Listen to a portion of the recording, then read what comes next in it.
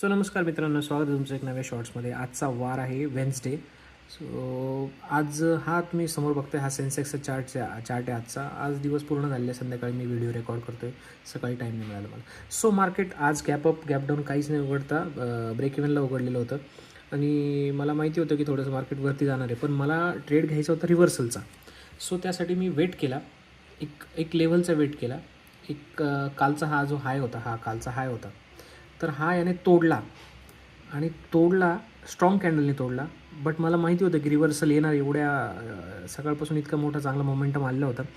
आणि मग तिथे काय केलं मी, एक टॉपची कॅन्डल मला मिळाली, ही ग्रीन कॅन्डल. इथे मी एक पुट बाय केला आणि पुट बाय करून एक थोड्याशा याच्यासाठी होल्ड केला मी. समजा 40 ते 50 पॉईंट्स मिळाले मला, 100 क्वांटिटीमध्ये. 40 ते 50 नाही, जास्तच पॉईंट्स मिळाले आणि त्यामध्ये आपल्याला झाला आहे प्रॉफिट.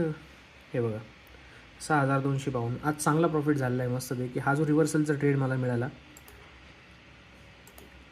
हा बघा एवढे पॉईंट्सचा हा ट्रेड मला मिळाला आणि तो मी कॅप्चर केला. का? तो करायचाच होता.